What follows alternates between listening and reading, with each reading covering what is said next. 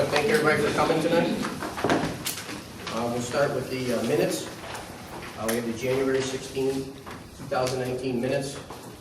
Making a motion to approve. Motion by Rich. Second. Second by Rich. Discussion. All in favor?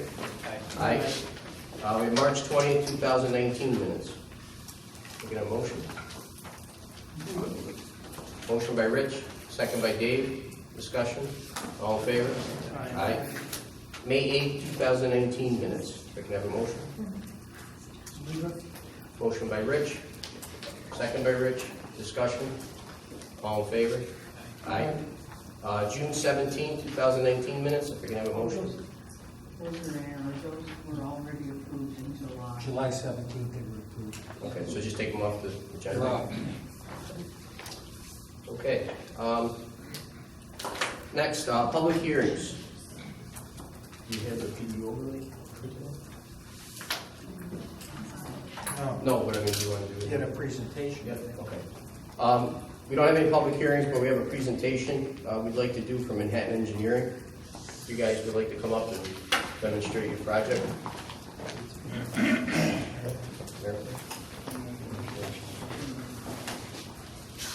It's good to be back here again. My name is Alan Handelman. I'm Vice President of Hartford Realty. I want to introduce colleagues Michael Burpee and Jennifer Linton. I get involved in some of the site selection, front end, local approvals. Michael and Jen are the implementation team.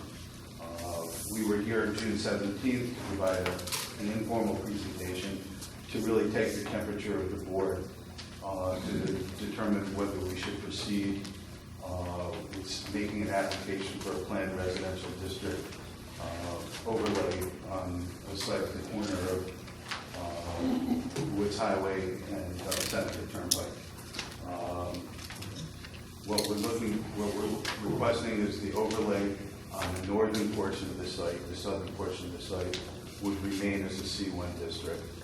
And what we're proposing is 72 units of rental housing. And what I'd like to do is introduce Matt Tomlinson, who's our civil engineer, who can walk you through the technical aspects of the proposal. And I think that we reviewed some of the background about who Conifer is and how we build, develop, and manage our projects. So I'd be available to answer any questions in that regard. We're hopeful.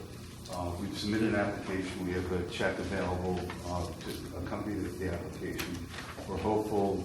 Our understanding is that the town board needs to make a referral to the planning board that would allow us to continue the approval process for the planned residential district. So we're hopeful that, that based upon a favorable review, we can be referred to the planning board and pursue that. Thank you.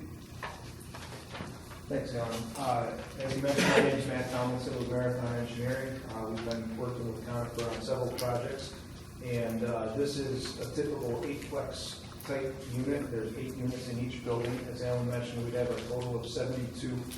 Our overall parcel is roughly 48.5 acres, going down to the turnpike over the Woods Highway and then extending behind some of the residential in the rear here. This development has a very low ratio of units proposed per acre, 2.6 units per acre, which would be similar in size to a single-family residential, which borders it. But because of the number of units per building, that allows us to reduce the development footprint and maintain some significant buffers with reduction in clearing, adding trails, adding landscaping and stormwater management to that facility. So what's represented here is a smaller portion of the overall development. The overlay district, we would be requesting to be on approximately 27 acres of it, and a legal description was provided with our application for the limits of that. But essentially what's here in green and the remaining piece off to the west. The development area itself, where we're proposing the housing, the parking, the community building, and other improvements there is roughly 12.8 acres. So out of that 27 and change that we're requesting the overlay district to be applied to, we're really only going to be developing 12.8 acres of of that. Of the total 28 acres or 27 and a half acres that we're proposing to have rezoned, approximately 75% of that would remain green. 15 acres or so that are untouched, undisturbed, and then 12, in the 12 acres, we have a relatively high percentage of green space as well. We're proposing to align our access drive immediately across from Ariana Lane, and there would be potential for future cross connection if a commercial development was developed on that remaining southern portion in the future. Conifer does not develop commercial. That would probably or most likely be listed for sale, again, once the subdivision was completed. Just in general terms, as far as environmental impact of this development, relatively low densities, low traffic due to the smaller number of units, limited utility demands. We have touched base with Mohawk Valley for the water as well as the sewer department to determine if there's any capacity issues in the area, and none were identified. So we'll continue working through all of those approvals and design items as we hopefully proceed with the project. So with that, we also have some renderings just showing this is for a similar project that we're doing for Conifer in the town of Farmington, New York, which phase one of that has just opened up. This is rendering of the community building, which would be very similar, and then Alan's got a picture here of one of the 8 plexes, which is 2-story, 4 units downstairs, 4 units upstairs. They have storage inside of them for each of the units, and they vary. Each building is 1 unit size, so if there's 1-bedroom units in it, there's 8 1-bedroom units. 2 bedrooms, 3 bedrooms, same thing, but there's a variety of those styles up to 3 bedroom throughout the community. So with that, I'll open it up to any questions that the board may have. And again, as Alan mentioned, we're looking for a positive referral to the planning board to keep the process moving.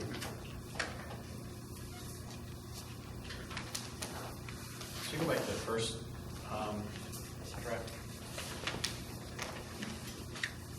So that pond, is that stormwater? Stormwater management, yeah, we haven't finalized design, but the low side of this area is right there in that corner of the property.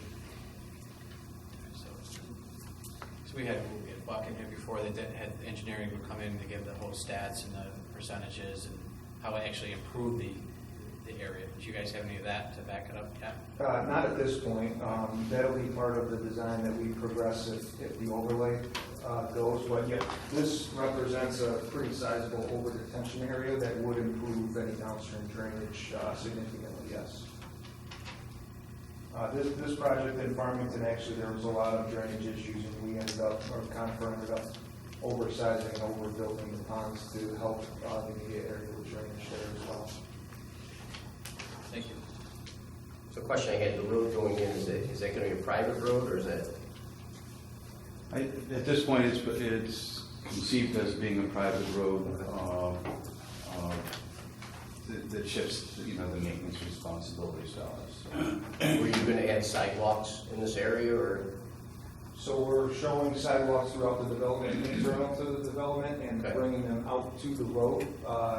If there's ever a future sidewalk or installed It would along be there, connected, it would be okay. connectable, yeah. But yes, all Conifer communities have the sidewalks through them. We show them along all the parking and through it, and then again, trails connecting to those sidewalks as well. I think you've hit some of the issues in our ordinance. The ordinance states the purpose is intended to provide for creative developments which provide for a variety of housing types and styles suitable for a variety of income levels. How do you believe you meet that? I know you've hit on some of it. Sure. From a styles standpoint, there's a variety of customer that this product serves. From a look standpoint, the buildings all look very similar as part of the overall development, but seniors from 1 bedroom to families in 3 bedroom, I think there's a wide variety of customer that this serves from an income level or I'll let Yeah, I can speak to that. So we have a variety of different building types. We've got 1 bedrooms, 2 bedrooms, and 3 bedroom buildings. Their targeted income range would be roughly and it's adjusted for family size, but roughly between 24,000 for a single, for a one-person household, up to about 70,000, 68,490 for a five-person household. What we find in these developments, about 30% of the units end up being for seniors, or being tenanted by seniors. What we find is that the seniors would like, and I'm about a week away from being a senior, tend to like to live in a multi-generational environment. So that's the income range, and it's a variety of different income ranges. And I think that we're providing new, fresh, and modern rental apartments in this community, and I think by observation, it's very much needed at this point. A lot of the apartment communities here are a bit dated, and this gives a good opportunity for households that are really at the beginning and end of their economic life cycle. What are the rentals usually for those units? In terms of the pricing, Yeah. I can get you that information. We would be approving the PDD for, is this a representative of what you're showing there? The red Correct. outline? Correct. Just on the Just northern that northern portion of the site. Just the northern portion of the site, but we would be approving the entire site as PDD, am I correct? No, we're only seeking an application for PDD on the northern portion of the site. On just that light green area with the, Well, no, so of the 28 acres outlined in the red there, yeah, that would be rezoned. What Alan's mentioning, not being rezoned would be the 20 acres to the south that would remain commercial. okay, that was my next question. You said that it bordered Seneca Turnpike, so it comes all the way out to Seneca Turnpike? The entirety of the parcel comes all the way out to Seneca Turnpike. Correct. We're only seeking the planned residential development district on the northern portion of the site, so that the southern portion of the site, which borders in parts on Seneca Turnpike and Woods Highway, would remain commercial. Okay. And you also said that the dark green area would remain green. Correct. It's brush and woods currently, and there's wetland up on the very end of it. All of that would remain as it would be developing and touching. You would need approval to extend that and to develop that area. Yes? Yes. Yeah, one of the issues that they're going to run into with the planning board, and I'm sure they're going to be prepared for it, is what's called segmentation, because under SECRA, they're required to show what they plan on doing with the rest of the property, right. not just this portion. Right. What they are doing, which is in compliance with our PD overlay, is they're trying to preserve as many of the natural resources with that green area. So obviously they've reviewed our ordinance and are providing those unique factors.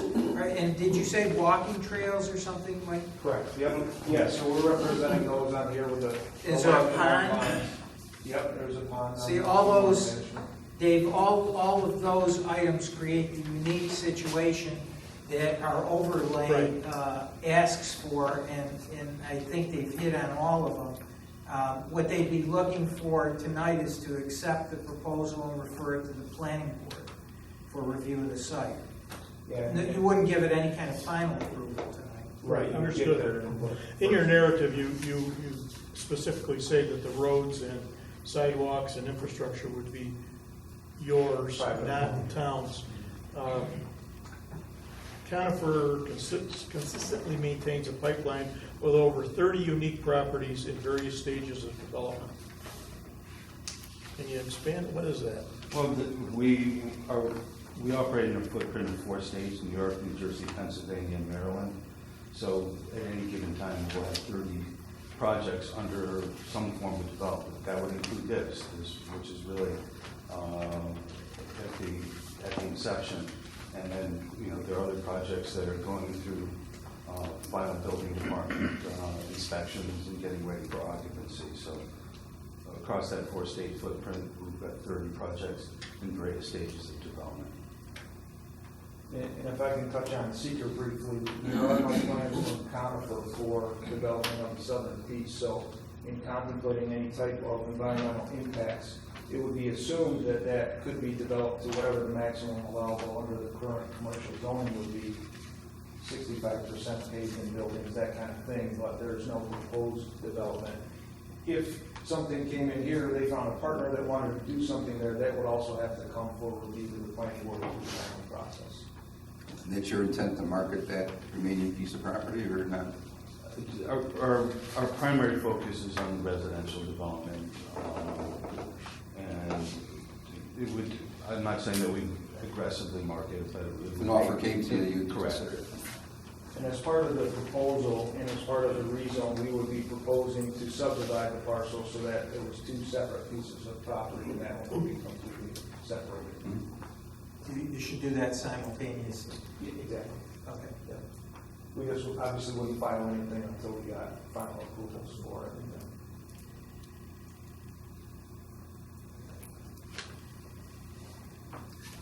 To answer your question in terms of rent levels, there would be a range, and we haven't completed a full market study, but anticipate 1 bedrooms would be starting around 500, and some of the 3 bedrooms could go up to about 1,000. But that's the range. All the units have separate entrances, sidewalks to each of them, so there's no common areas. The other thing, which I just want to point out, we have a community building here, where we have a leasing office, a community room, a fitness room, and some laundry facilities. Our 2 and 3 bedroom units have laundry hookups within them as well. So Dave, those are all some of the unique features that our ordinance talks about as well, that for the PD. Total of 10 structures. Correct. We may have a maintenance shed that might be 20 by 20 somewhere in that neighborhood, but 9 apartment buildings and 1 continued building. And parking spaces allotted, I believe, were what, 2.25 per unit? It's 2 per, Yeah, so 2 1 parking. the code is 2 per apartment. Conifer typically sees around the 1.5 to 1, so that would be something that we would work through the planning board. We may show that we can build them all, but thank some of them, meaning not construct them unless they're needed to lessen the amount of pavement on the site, but we'll work through that. Also part of the environmental impacts that we'll take a look at with the planning board and with the board. We have plenty of room to construct as much parking as is needed for them. So when you roll this out, say everything gets approved, you're gonna build all the units? Or did you? We anticipate one phase. One phase. For the project, Just one yeah. phase. Yeah.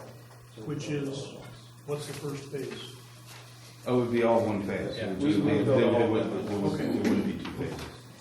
As part of our approval process with the planning board review, it indicates that all applications shall be reviewed by 1 or more of the following independent New York State licensed professionals: engineer, architect, landscape architect, or professional planner. The costs associated with the independent review shall be an expense of the applicant. You're aware of that? Right. Okay, I just wanted to make sure. Can I just go back to those parking spaces again? Because in your write-up, it says it's an average of 2.1 spaces per unit. You So code is 2.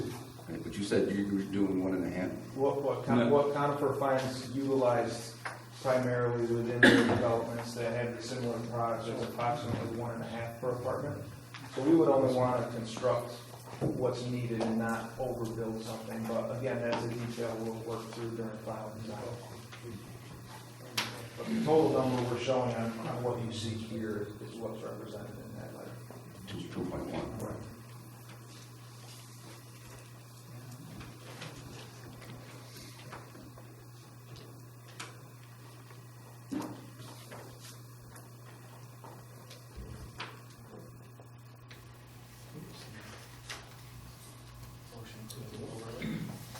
Motion to accept the application and refer it to the planning board for review of the site plan. Motion by Rich, Second. second by Rich. Discussion? For me, my property, everybody knows, with my signs on it, is on the corner that it's adjacent to their properties on Seneca Turnpike. This here doesn't affect me at all, but it's on the other side, but he still owns, if he purchases this, it's gonna be my backyard, my property. So I want to abstain just in case anything that I've do in the future, you know, I think it would be a smart idea, so. So they don't come out to Seneca Turnpike? No, they don't, they're far from that. So I have a place on Seneca Turnpike. Right. The house that's there. So my backyard, they're not doing any work all the way 5-6 acres or more. Then they're gonna do their But on the corner of Woods and Seneca Turnpike? no. There's nothing, they have nothing to do with that. I thought he said they did. No. We own it, we're subdividing it and it will remain commercial. We have no But immediate. you do own that? Yeah, we will own it with the contract pending.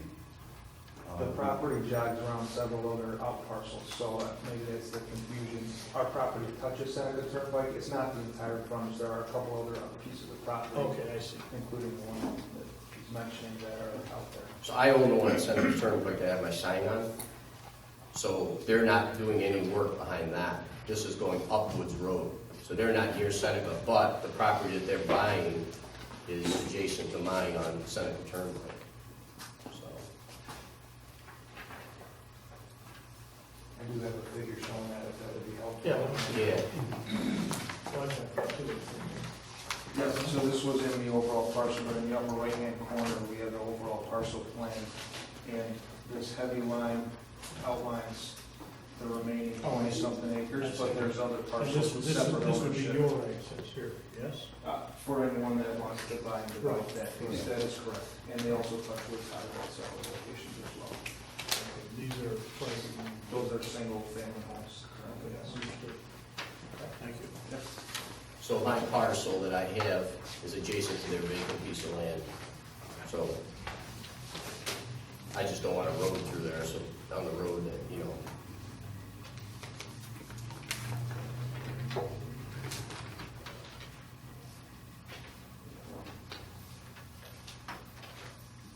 Any more discussion? All in favor? I Abstain. Thank you, guys. But I am in favor. I think it is a great project. I mean, it's really going to beautify that area there, so. I think it'll be nice. After this comes back from the planning board, it would be a public hearing. I just want you to. Yeah, oh, yeah. This is just a preliminary step. Yeah, so if I may, we're gonna go to planning board and ask for a referral, a positive recommendation that you guys to consider, and at that point, we then develop our full engineering architectural package and go through the normal site plan process at that point. Thank you. We should have gotten that before. All right, well, thank you. Thank you. Appreciate it.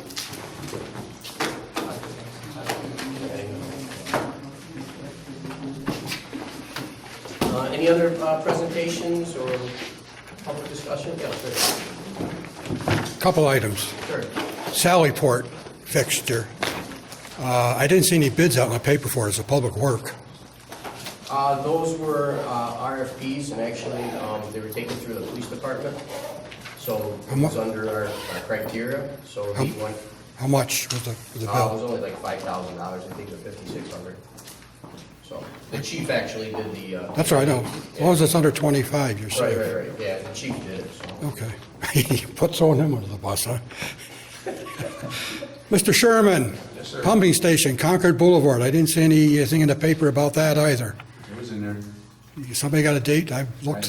I have the copy of it in my desk in my office. But Shoot me an email, would you? I didn't see it. Yeah, I think the engineer put it in, an correct? engineer put it in. Did he? Yeah. Maybe I missed it. It's How much, huh? It was there. I made sure. Are you going to use our mini backhoe to take the covers off that, right? Yes, we are. That's how we do it. And the final one, I see you're rescinding some roof bids, which were also not in the paper that I saw. Yeah, we're rescinding them. The architect actually put those out for bid. but we didn't vote on it, so that's why we're rescinding him, because he didn't know that we didn't Okay. vote on it the last It'll week. be published and, Yeah, no, that's why we're rescinding him. And then Okay. we're gonna ask to go back out to bid Okay. for them. We wanted to see what the price would be to see what they would be, so. okay, thanks. Yep. Anybody else? Yes. Yes, sir. How you doing, everybody?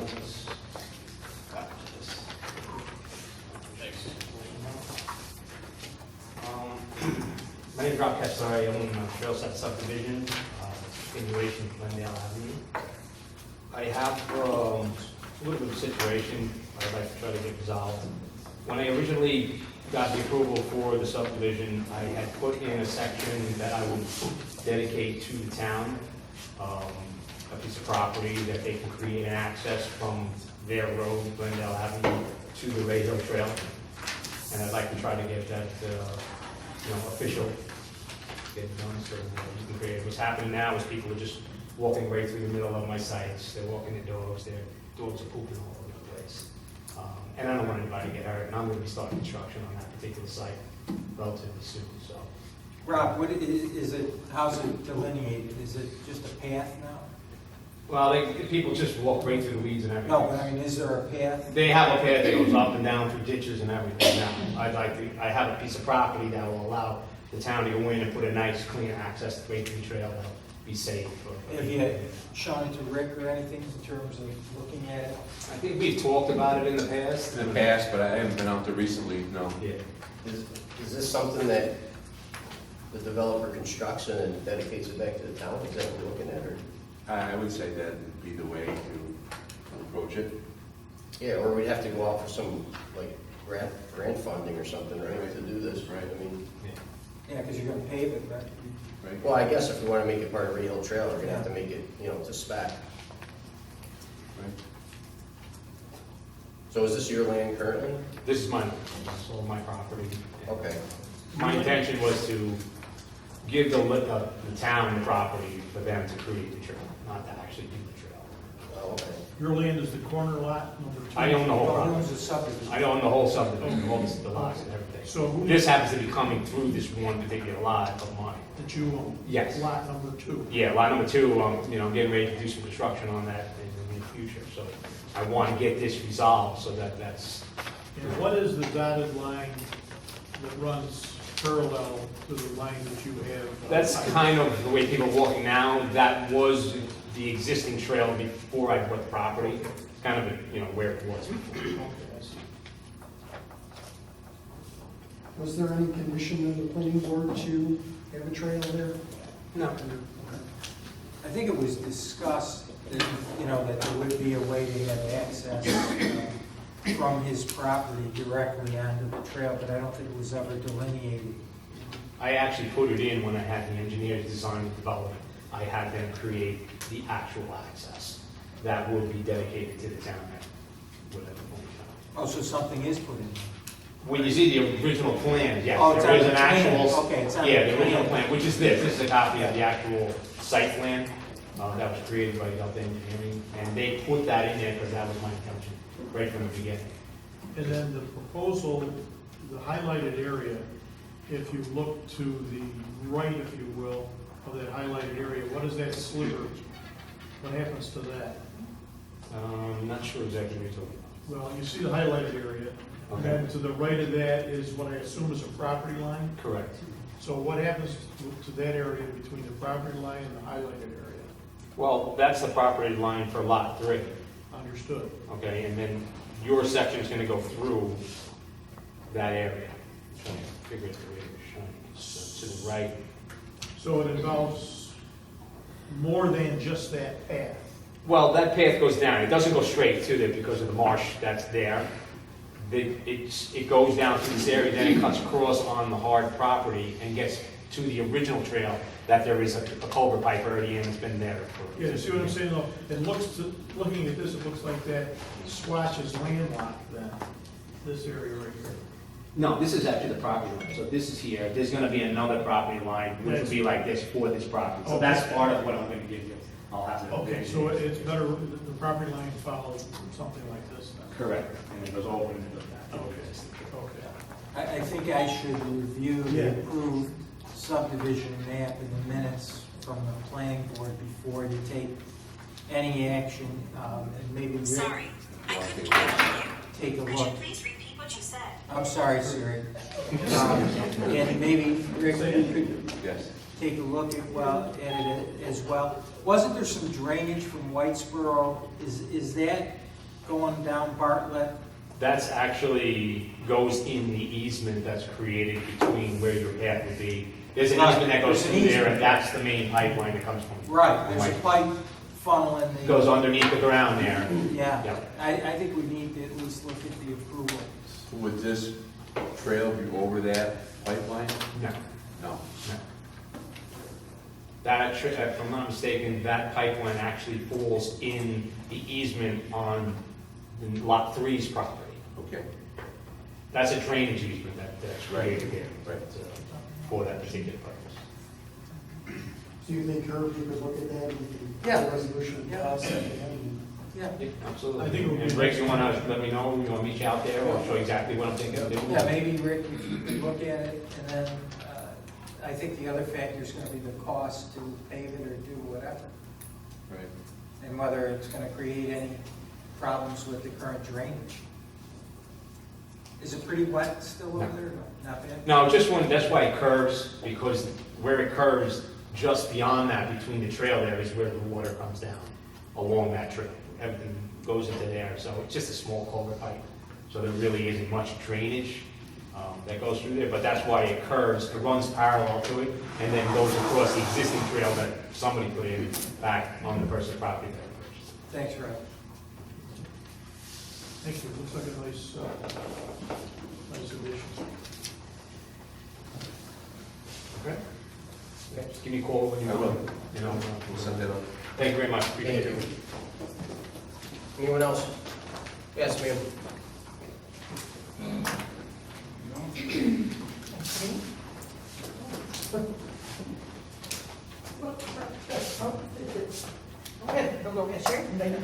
Okay, I was on the way back.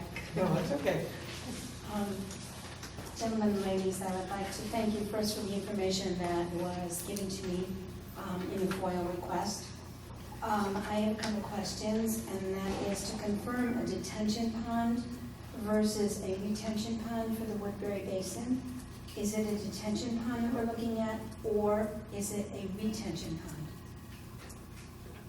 I think at this moment yet, we don't know yet, because we haven't got the final engineering. They're still going up and doing reviews. So at this point, we don't know what the best case scenario is at this point. Okay. Have you settled on an engineering firm? Yes. Can you share that? It's done in Skirbo, I believe. Skirbo? In emails that was there. Yes. Okay. I wanted to share some of the research that I've done on the internet versus on detention ponds, and that is three things that several different places on the internet have shown to me, and that is that they do talk about it lowering property value the closer it is to a home. They do talk about a detention pond as breeding ground for mosquitoes as well. And that aesthetically, it's not that pleasing. I wanted to share that with you. And do you have at this point any idea of the acreage involved in the pond that you might be thinking about? Not at this point. Again, Preliminary? once we have the engineering plan, that's the best time to give it out to the residents to see and then make changes or come up with different ideas. But right now, it's in their hands. We don't have any information at this point got on it. So to give you any information would really not be pertinent. That's fine. I just was looking at the map that came with the material that I received. And I'm not sure which engineering firm of the two that was given to me this belongs to. Do you know? I'm not sure. I can look at it and say, tell I think you. it's, I'm not sure, I think it's done. Yeah. Okay. It doesn't say on the map, and I was just wondering, because this does abut to the property line of Hubbardton and Foxcroft. And that is an area that I'm hoping you will consider putting it a little bit further back so that it is not as, I would say detrimental, all right? And that's all I have to say, and I thank you very much for your time. Thank you. You're welcome. Anyone else would like to discuss anything? Hi. My name is Cece Goodell, and I live at 14 Hughes Lane, and I live with water.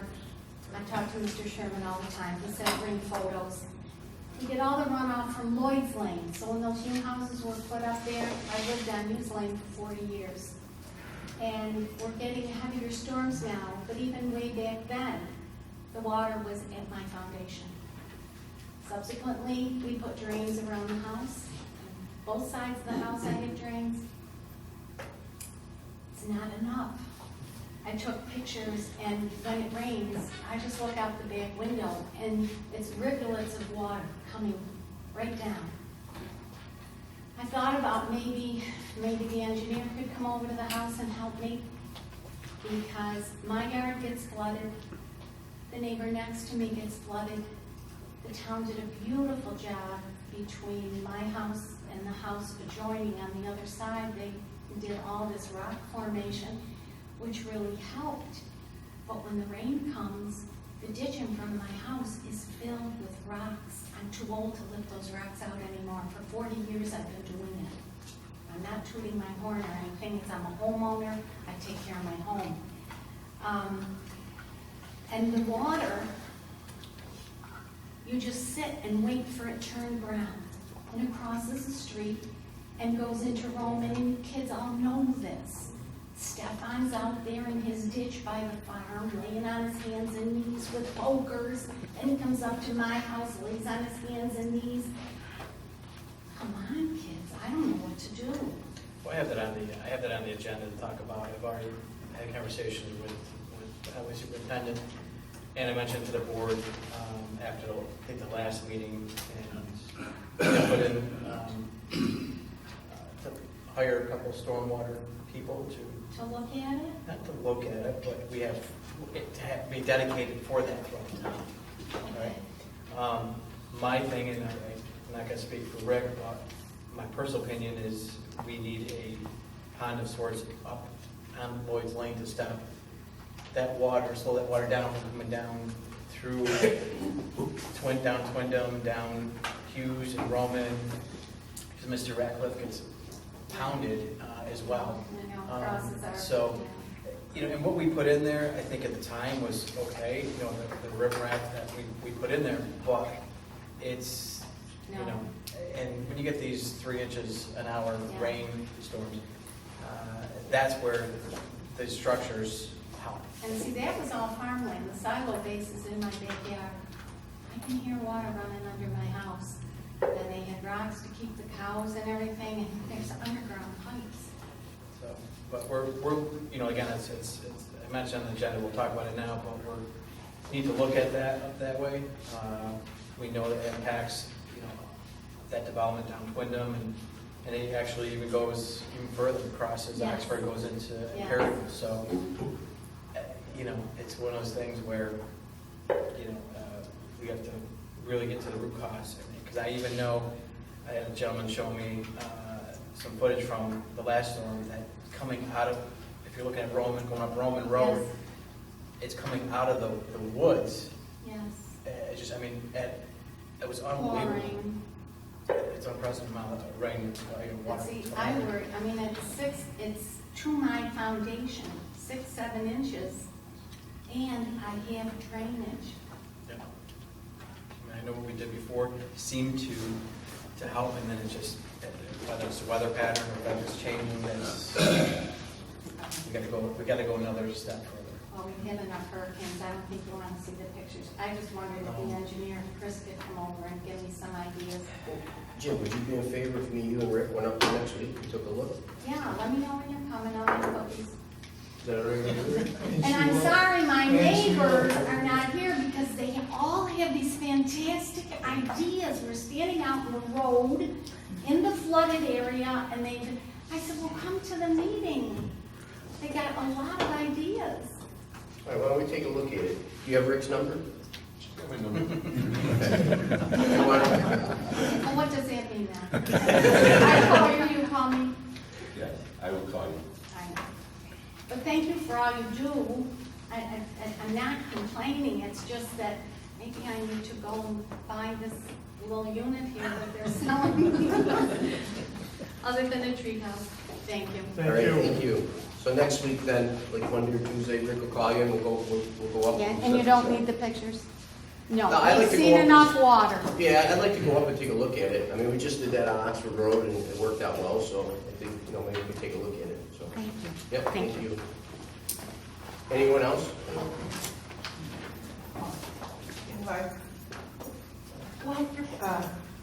I see Christopher Circle is on here because we've been to other meetings, and you acknowledge, you know, that my one section of the driveway turns a pond, which creates a river going down to the inner circle, which they have done some work on.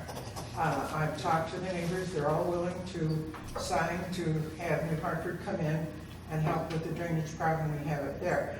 I know it's not going to be done overnight, but Mr. Sherman suggested that part of our problem, because it's all coming from across the road on Higbee, or a good portion of it, the ditches on Higbee need to be dug out. I've talked to Rich, he said that is county.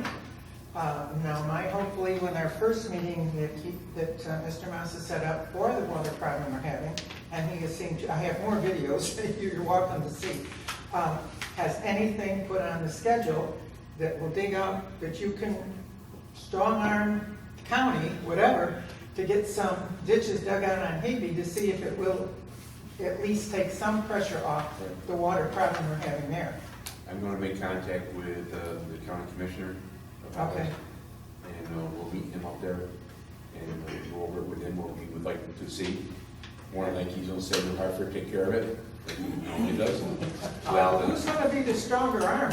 I'm waiting to find out, gentlemen. Because we really, the water that is coming across from Higbee, not only is it becoming a pond, you didn't see the whole video, you can literally hear the river running down my side yard. Our neighbors are here, we've talked to all the neighbors. They have done some work in the circle there, but the fact that they haven't done anything about the water that's coming from across the road, it's like a Band-Aid. It's not doing any good. It will take some time, I understand that, but if we can see some work done on the ditches, it would certainly, make us feel a lot better, because my electrical and the whole unit is sitting under 4 inches of water. So it's going to be quite a problem pretty soon if something isn't done to take a look at what's going on up there. So we have a whole neighborhood up there with problems. Thank you. Thank you. Thank you.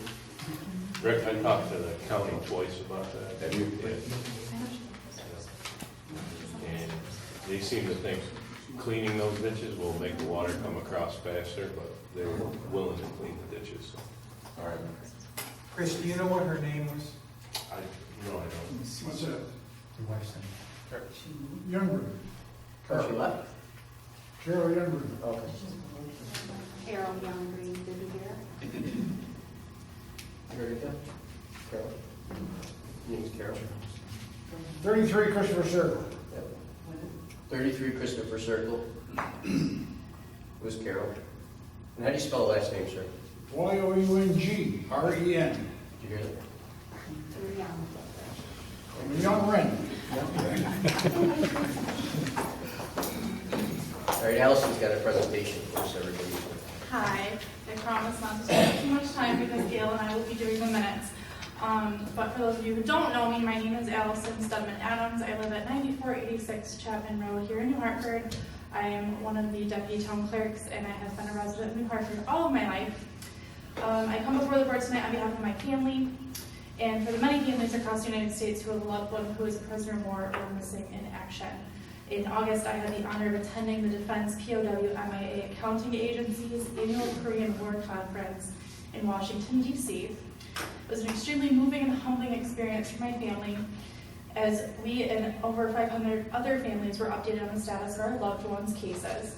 This year, the National POW MIA Recognition Day is on September 20th, 2019.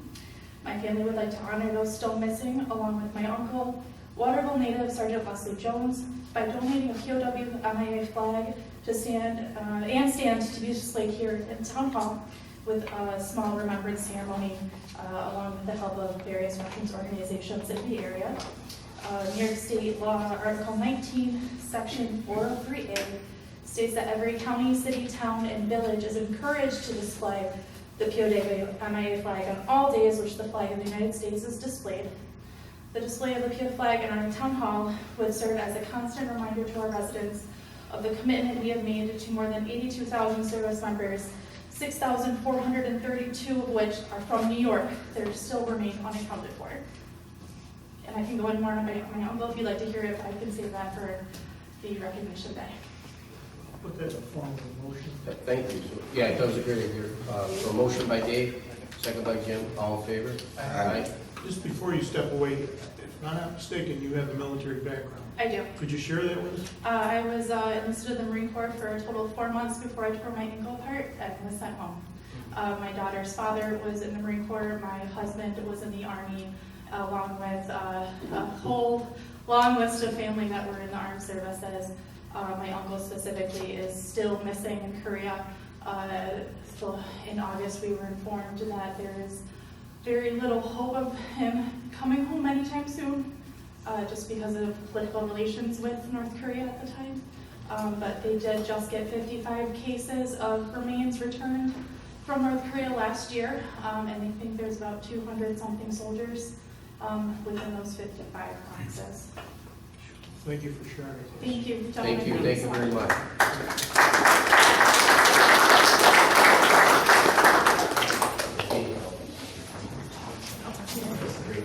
All right, one thing I wanted to bring up at the rec center, Chris is here too. So we were putting in a new chiller. Our main disconnect breaker that runs the whole building was totally oxidized, and they wanted to replace it.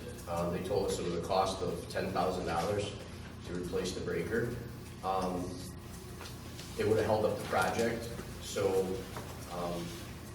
what I did was I called National Grid. I got a disconnect, reconnect. I fixed the breaker. It's all clean. It's working great. They did a test on it. It's good. It got inspected. So it's finished, and we're all set at the rec center. So I don't know if I need approval to sign the form for National Grid or whatever, but I just wanted to give you a heads up. So Chris, that's all set. Power's back on tonight, and they're up and running 100%. So that breaker's like brand new. So and I took some pictures too and stuff, so we had it. But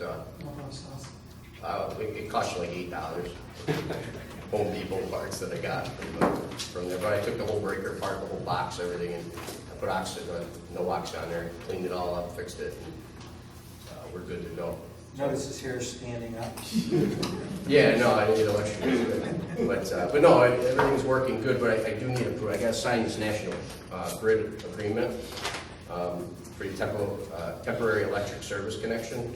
So, I don't know. And it requires an electrical inspection. Right. Yeah, no. Who? You knew that. No, I know, it's getting an inspection. Yeah. I said you knew it. I'm talking to codes. It Oh, requires yeah. an electrical inspection. Yes. Nice, or what, NIMO, what's her name? National Grid. Grid. I still want to call them NIMO. Yeah, me too. They wouldn't do it without it. Right. Yeah, so, but I guess if I can have your approval to sign this, we save 10 grand, and it's all fixed, so. All right, motion by Dave, second by Rich, discussion, all in favor? Aye. All right, so that was my daily project. Okay, I see a lot of people, anybody else in the audience who'd like to speak tonight? Anything? Okay. All right, moving on to training, continuing education. We have zoning board. The class is $20. It's October 2nd. If I can have a motion to send the zoning board members to training. Motion by Dave, second by Rich. Discussion. All in favor? Aye. Okay, we got training, continuing education for planning board. Again, $20 each. It starts October 2nd. If I can have a motion to approve. Motion by Dave. Second by Rich. Discussion. All in favor? Aye. Okay, Director of Finance, there's a few transfers that need to be done. Dan, if you want to. Two budget adjustments. In general, these are basically to just get some of the budget line items back in sync. Buildings and grounds, A1620.4, we need to increase by $10,500, and we're going to take that money from budget line items of the swim program, personal services, A7230.10 for $5,500, and the swim program contractual, A7230.40 for $5,000. Have a motion? Motion by Rich. Second. Second by Rich. Discussion. All in favor? Aye. And the second one is, again, just a reclass of expense line items. It's contractual, it's in general whole town. Contractual for the library audit, A1320.42 to increase by $3,060. And that will come out of the library contractual A7410.40 for $3,060. Have a motion? I'll move it. Motion by Rich. Second by Rich. Discussion. All in favor? Aye. Okay. Anything else, Dan?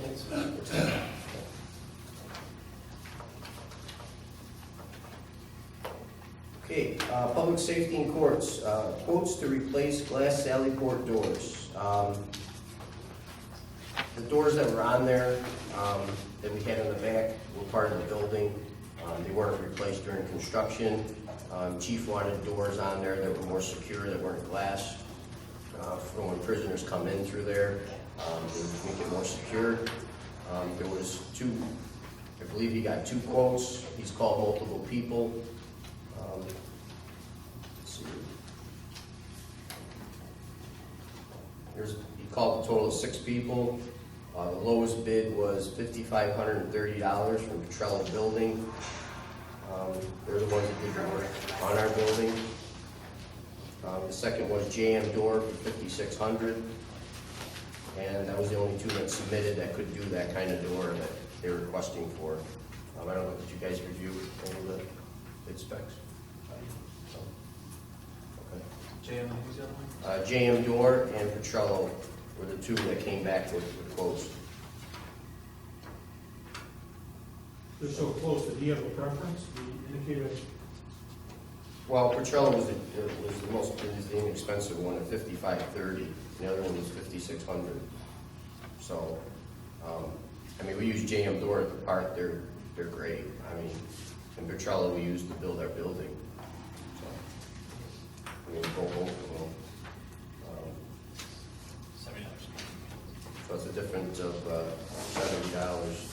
And those were the only people that could do it. I mean, he called a few other places, even local, and they couldn't get those steel doors, and also to put in the security system part of it through the door. So that was the issue that we was finding. Make a motion to go a little bit. Okay, motion by Dave. Second. Second by Jim. Discussion. All in favor? Aye. I'm gonna pass this thing out for do you want to write him the letter for the approval? Okay. Thank you. Okay, Concord Boulevard Pump Station. That was, the bids went out through the engineering firm. Rick, you got the information on this? I don't have it with me. I was up on a paving job and didn't stop by the office. Okay. Do you have anything on that bid? Would you? Yeah. You want us to go get it on? Yeah, we'll bring it back. Yeah, that's what Appreciate you're it. tonight. That's great. Thank you. All right, stormwater issues, Hughes Lane. Jim, something you wanted to talk about tonight? Yeah. Okay, so pretty much covered it. and then we'll go up and take a look at it? All right, perfect. All right, any other matters or anything anyone has? Just, we touched on this at last month's meeting, where the developer would be responsible for following up and being our on-site representative, not the developer, but the developer will be responsible for paying for someone, either from Gymo or Dunn and Skirnot, to be our representatives on-site for each project that is undertaken. And you spelled out the PDD requirements, Correct. which are, I think, They quite have similar. to pay for all They pay for that. extra fees. But are they our representative? Yes. On site? Yes. Okay, so how do we get that in any projects that are going forward, except? Well, what happens, for example, we had a planning board Right. staff meeting, and Heather, we want to have the fellow we've been using from Dunn and Scromo, John Finkel, or whatever, become a consultant as it relates to the stormwater management on a certain project. So we designate him, he then contacts the developer and enters into a three-party agreement between the town, him, and the developer, where he's acting as our engineer for purposes of review, clerk of the works, whatever, and he's paid directly by the developer to him. It doesn't funnel through the town. Right. But we agree that he's authorized to act as our engineer.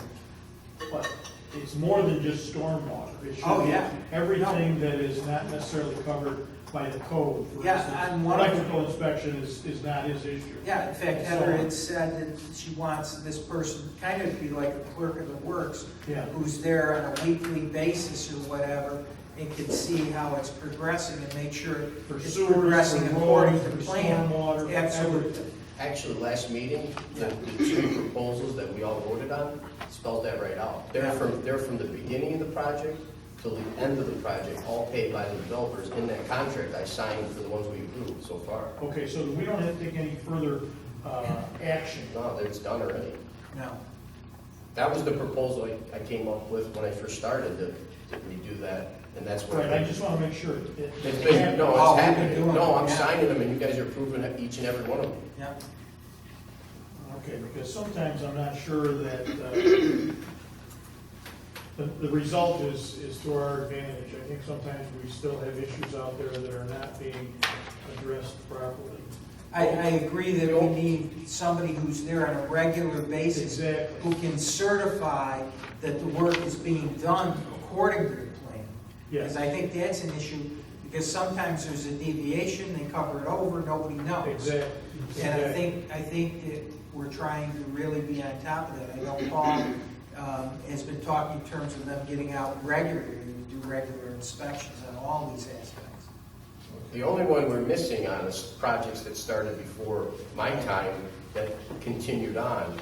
So if it started, a year and a half ago, those we didn't follow up because we couldn't, we didn't have it. But now we actually have agreements with the developers from again, the beginning to the end, and they take care of everything right through the process, and they pay for it. So that's why now you don't see any bills for engineers anymore. So Dunn is doing this for us now? He's doing it from everything, except for what codes are responsible. No, I understand. Right.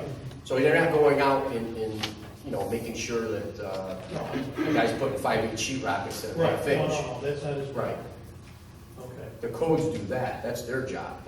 But for the engineering aspect of it, they are doing everything representing us. And John Dunkel represents us 110%. He's amazing. No, I agree. He's the guy to do Yeah. it. So I mean, it's been going. I just want to make sure it doesn't fall through the cracks. No, If there isn't something that we've got to do, put it in writing so that the developer understands who this guy is and that he's representing us. But our contracts that we approved last board meeting is my signature, their signature, and the developer's signature. Okay. It's just like the pre-development agreement that we have, that they notarize as a developer and give us the 10% retainer. It's the same thing. So when they come in, that's also in the pre-development agreement, at least up in this part of town, not for residential, but for this part of town. It's in there. That's the same way they're written up for the engineers for all the projects going through the planning board now. And then Heather also reviews it also. So, I mean, you got a lot of people that got their hands in it, I think we should review some of them too at some point, just to see how Dunkel is doing. Oh, 100%. We're on it. We're on it. I mean, Okay. me and Rick meet with him. I mean, you know, again, he's met with Joe multiple times. I mean, we've been up there with him with DEC. So I gotta say, we really got a good handle on it. So, and then the Guymo also does some of them too, and they're working on the other end of getting stuff done also too, with the architectural and all that. So we've been pretty well protected, and we haven't paid anything for it. So. Good, thanks. There's one project before your time that got slid through, and I believe that might be the one that Dave's referring to, is the corner of Jordan Road and Genesee Street. Oh, yeah. I looked at that today. It's not good. I know. In the rain, I was there in the heaviest rain, Yeah. and it's not good. I caught a stormwater pipe coming off that was 12 inches in diameter coming out to the road. And I was there at heavy rain, and it was shooting. It wasn't going in the drop catch basin. It was shooting across the road and shooting across Genesee Street. So that was changed, and I gave him some other things that needed to be changed. He still hasn't done those fixes yet. Well, the trees, I thought he told him not to take down, he took them down anyway. Exactly. So he's not listening to anything anyone's No. saying. So that project, our engineers aren't gonna, they can only tell us what we need to do. But if the people don't listen, I mean, you know, again, that's a code violation, they won't get their CO, that's all. I mean, that's all we can do. There's grass growing on Genesee Street. from Oh, now I've seen Literally, it. there's No, grass I've seen it. At the curb line on Genesee Street. And then across the street, I don't know how long he's gonna do before he finishes that project, but I mean, how long is that gonna The tear down, take? Yeah. National Grid was there, I think today, caught gas off. Good people have been calling about that too, that looks nice. But, We're happy with it. anyway, well, thanks. No, anyway, we're going back to that one is, if our engineer gives us recommendations and things we need to do, and we tell the person and they're not doing it, because I think this is one of those projects since the beginning, they failed to comply right through, so, you know, again. That's our mechanism without CO then. Well, yeah, of course, but still, we got a mess on our hands, and it's just, you know, it's giving everybody an inconvenience for the time that, you know. And that project was engineered. It wasn't engineered like they're engineered now, that's all I can say. I don't mean our engineer was involved in it. They had it engineered somewhere. Right, what I'm saying, but they, again, the engineering that was on that project, there was no oversight, so, you know, sending an email in is not engineering, so. But again, that does not happen anymore, you know, again, Heather's been on that at the planning board level, we've been on it, my office codes have been doing great, I think it's working, so. And again, it's not costing us, you know, don't forget, years fast, we were spending $40,000-$50,000 a year, and we were right behind the 8 ball all the time. So, I mean, now we're actually, we had to cost us $0. Right. So, and if you guys see anything, you have a question, ask me, and I don't have any problems contacting them. If you see anything that, you know, needs to be, you know, critiqued, so.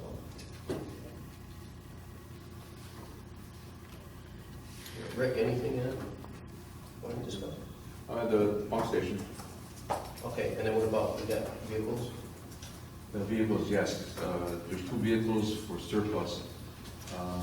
One is a Parks pickup truck, Chevy pickup, that we'd like to surplus and put on auction. I haven't brought them in yet, I'm waiting to get everything together.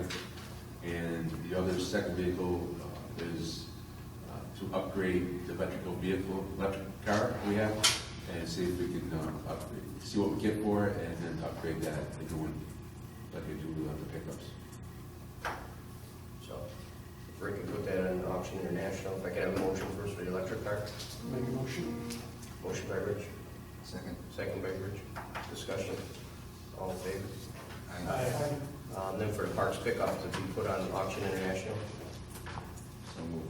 Motion by Rich, Second. second by Dave. Discussion. Are we gonna replace that Parks pickup, or? Yeah, we will in next year's budget. We're gonna purchase a new vehicle, and a new plow for that truck also. Because one of the plows are down and one of the vehicles is down, so.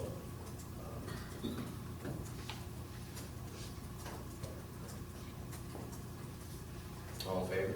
Aye. Thanks. Rick, anything else? The pump station? Pump station. Else were you able to get that? Yeah. Oh, you got it? Okay, perfect. This went out to bid, and I do have that, and I will email it to you. We opened the bids on September 3rd at 11 a.m. here at the Town Hall. We had one bidder, BB Construction Services out of Utica, New York. The pump station rehab is new rails, 2 new pumps. But the pump control rehab is a new control panel that operates all the pumps. And also an 80 kW diesel generator. This is my first pump station, and I'm bringing it up to speed. So when we do lose power, it automatically kicks on and keeps the pump station operational. And the lump sum price of this bid was $146,530. And I have a breakdown. It was $87,530 for the pump station rehab, $8,000 for the pump control rehab for the panel, and $51,000 for the generator. So I'd like to award this, and we're going to start right away. Motion to award. Motion by Rich. Second. Second by Rich. Discussion. All in favor? Aye. Okay. The money is in this year's sewer budget that I planned. Yeah, sure. Request with Glenn Pond, so we really want I have been in contact with the new person that's in charge. Is that Mr. Sweeney? No, He's gone? it's a Dick Murray. Okay. Because I know Mark Leffel was going to have somebody call you. When I saw you, I had a phone call within an hour afterwards. Good. And he would like a picture of how one's supposed to look like. And my intention or pond that is top notch is next to Lowe's, right over here. And that's the way a detention pond should be kept. So I'm taking a picture and sending it to them. They want an idea what theirs should look like, and they're going to get the job done. Any reason why we didn't hear from him for 6 months? and the understanding is their responsibility. Yes.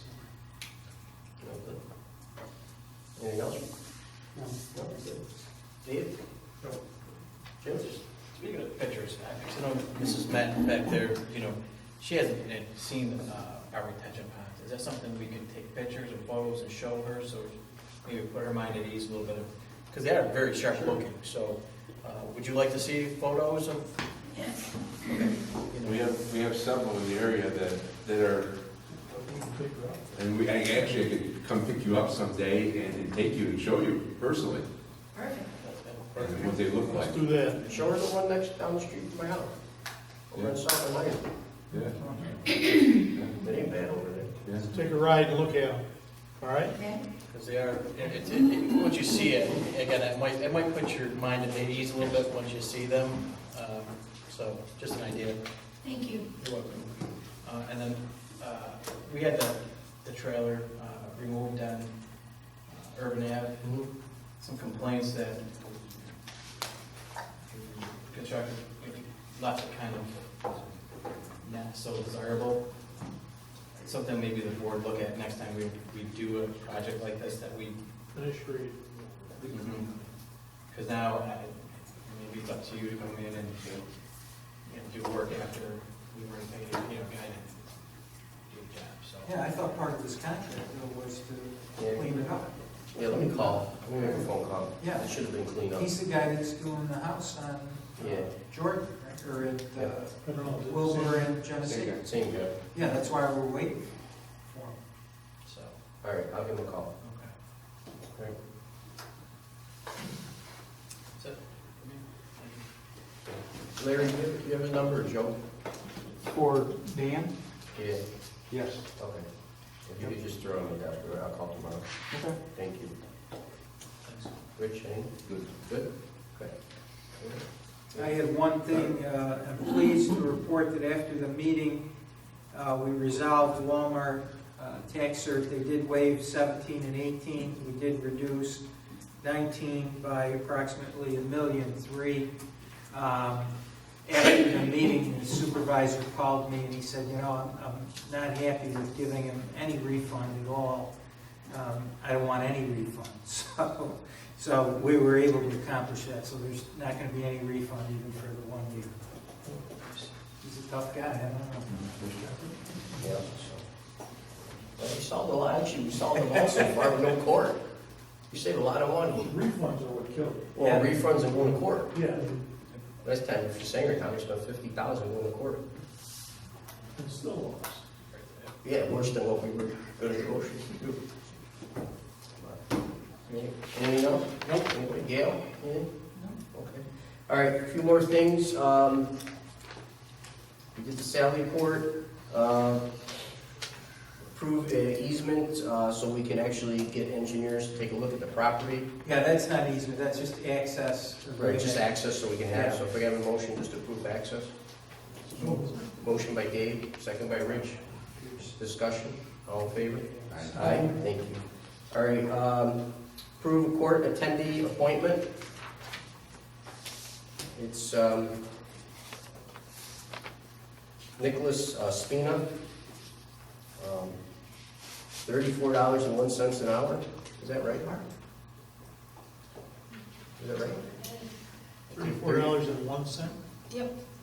That's 3%, Okay. that's your brother. And that's permanent? Is it part-time, full-time? It says permanent. Part-time. Part-time, though. Part-time?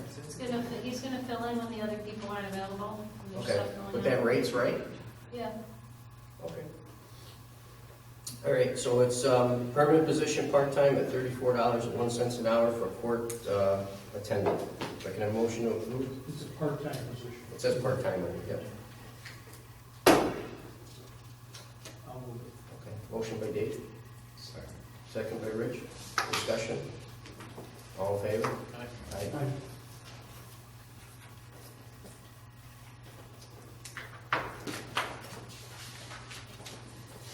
Okay, approve Elmwood stair exit enclosure for film. So I calculated the mitigation fees for the stair exit enclosure addition at 2 Elmwood Place.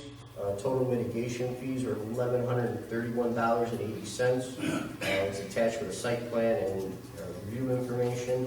If I get a motion to approve that, I will get a check from them and sign the pre-development agreement. They're just adding an enclosed back stairway, that's all it is. So moved. Motion by Jim, Second. second by Rich. Discussion. All in favor? Aye. Okay.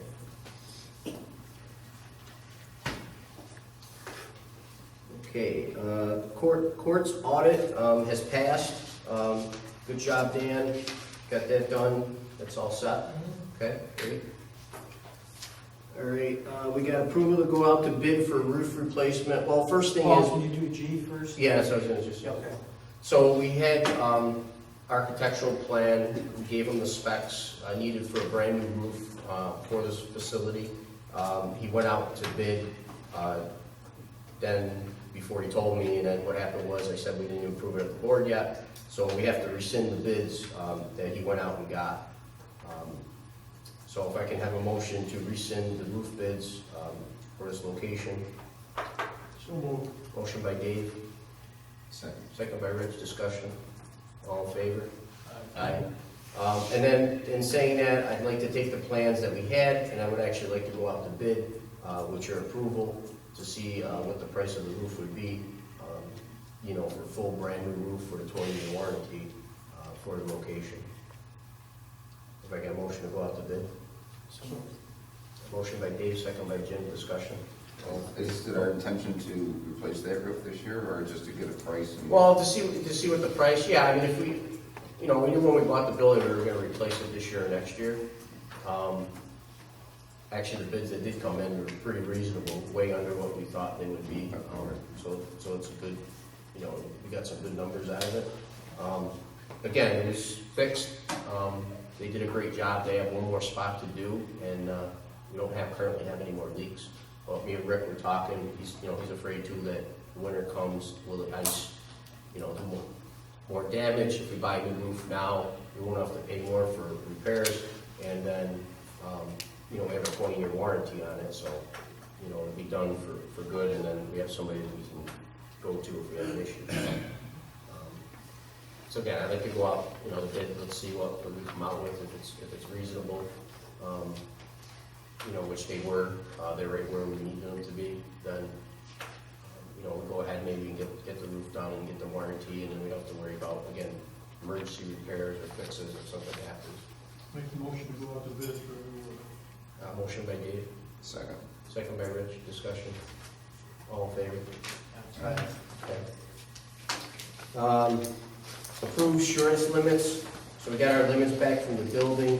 So they put full property value of this building we're currently in, the 8635 Clinton Street for $17,680,000. So that's the current rebuild for us to rebuild the building. God forbid we had a major issue. And contents, total contents of $832,000. This is included already in the price that we had. They were waiting to get back with the total cost after they sent the estimators in for that. So if you guys are okay with those numbers, if I can have a motion to approve the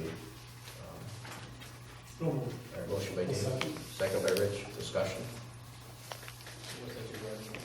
So this is our insurance, so if the building burnt down, we'd get $17 million for it. Even if we paid 5.2 whatever, but to rebuild the building costs $17 million, so, you know, it's... So what that doesn't impact our rates or? No, our rates are locked in for 3 years, but what happened was, because we were building, we couldn't get an estimate until it was complete, so then they came into the building, went through the whole thing, evaluated it, you know, inch by inch, and said, this is the value of your building if we had to redo it using prevailing wages. Correct, yeah. So again, if it burned down to the ground, we had to rebuild the whole building, it would be $17 million total that we'd be covered for. But our rates stay the same, we're locked in, so. All right, all in favor? Aye. Okay, thanks.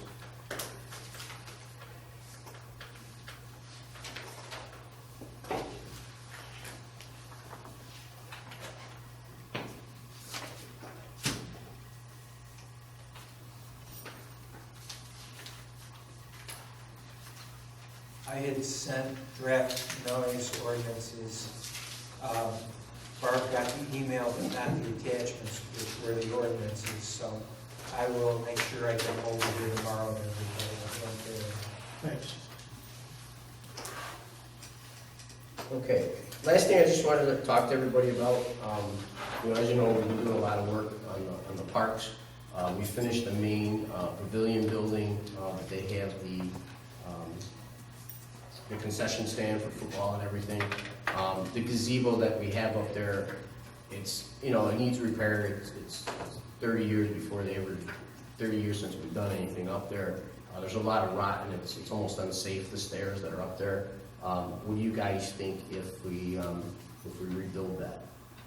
Is that something that we could do it in-house? We just have to buy the material, have to get some quotes for material. But what do you think if I got the quotes and stuff and brought them back? I mean, it's something that we would need, and we'd also replace the bridge too next to the gazebo. That's again in disrepair, but so that would complete pretty much everything on Sherwood Park on that side. You know, make it nice. Definitely, don't let it deteriorate anymore. Okay, Yeah, safety issue. all right, great. So I'm gonna get some quotes. We could probably just do it in-house and get that done, and it'll spruce it right up nice. So, because a lot of people use that for weddings and everything. Right. It's a nice feature.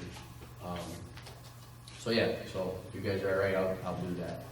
Second thing I want to add, we took care of behind the rec center. Rick did a great job back there. We cleaned that all out, fixed it up, took down all those dead trees, all the old playgrounds, the water fountain from 1960, it didn't have a water fountain anymore. So we took all that stuff out, all the bad concrete. There's two things we were looking at, is an outdoor ice skating rink, which might be a nice addition, or also too, there's a grant out there for outdoor fitness equipment that people use. They're popular in a lot of areas, especially downstate. They're good for seniors, you know, kids can use it for training, for football or anything like that. There's different kinds of pipes and, different things that, again, where the weather, people can't destroy them, but you can use them through like a fitness circuit workout. Or you could put both there because there's enough room for it. But if you guys have any ideas, I think that would be a nice addition over there for that. So, Didn't we do a fitness circuit in the town park? fitness circuit? No, we don't have a fitness circuit up there. I thought we did, there was stations. Yeah. No, not at the town park. There was, I don't know if it's still there. Was there? Yeah. Okay. But there's a grant out there for it. In fact, I spoke to the lady. She thought it would be a great idea for the area. She looked up all the demographics and all the information, and she said it would fit, the grant would fit our area. Well, it's unfortunate that we lost the playground there, and I understand why we did. It needed a lot of attention. Yeah, it was unfixable. There was some trees that were really dangerous, et cetera, et cetera. But how does the new playground that the school has put in, can we use that? Can the public use that? I'm sure you don't know the answer necessarily, but I think that should be explored, and we should push to allow the residents to use that playground. It's gated, and I believe it's gated because of the traffic pattern. Right. Between the playground and the school. Correct. But at some point, I was told that's going to be locked, and I don't know that for sure. I hope it's not true. I would hope that it's going to be available, and if we were to somehow augment that with new swing sets on our parcel, and if you want to put in an exercise area also, but I think we need to make sure that we have a playground available also there, adjacent to the rec center. And if it means using the school, that's fine. Okay, yeah, so I mean, again, these are options, but I'd like to do something just instead of leaving it vacant and nothing happening there. How much money you think you get a grant?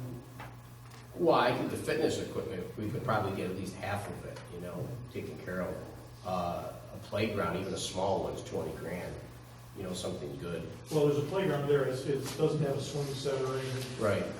Of that nature, and I think that would be a nice addition, basically. Yeah, we could put. Where we took it out. Well, we could do the one we did up Sherrillbrook Park. Yeah. That's $2 grand.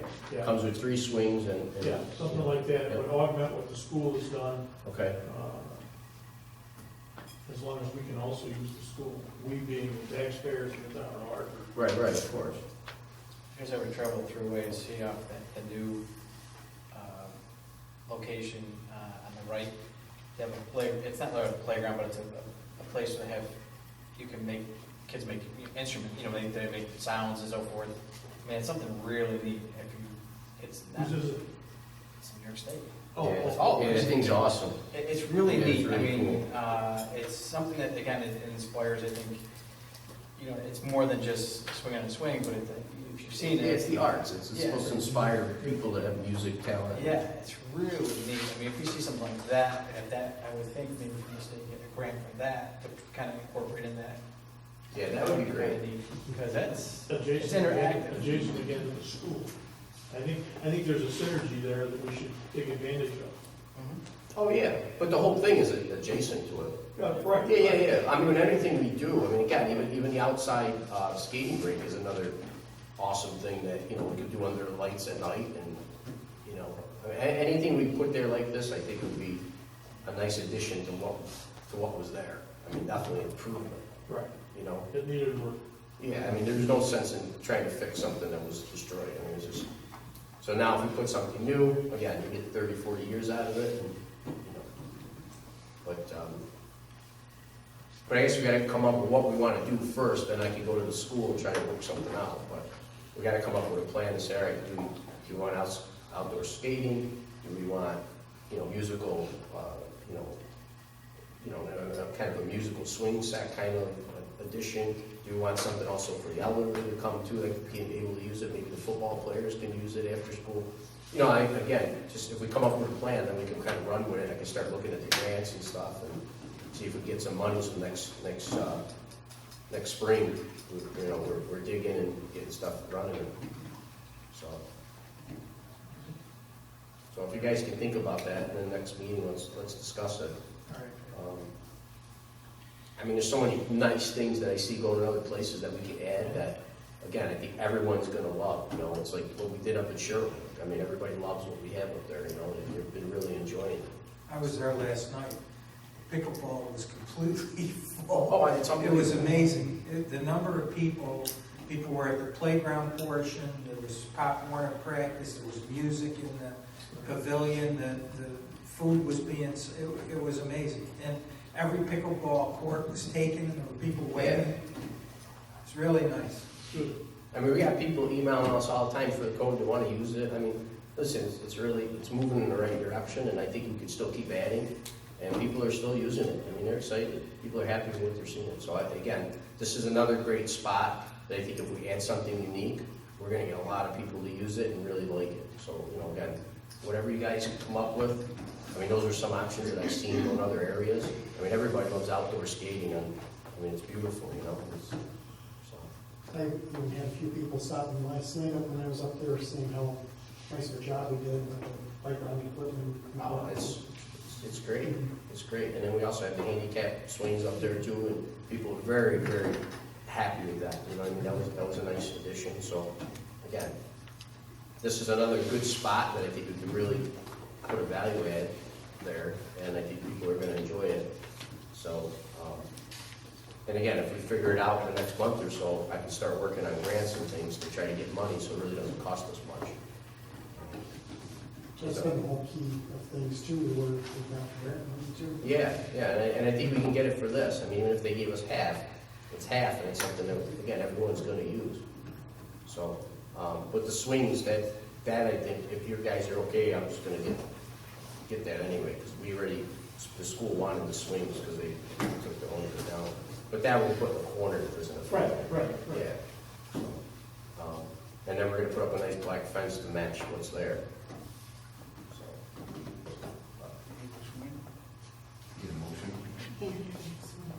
No, I don't think I need no motion. I just need you guys to give me your input, you know, or look it up online, bring some stuff to the next meeting.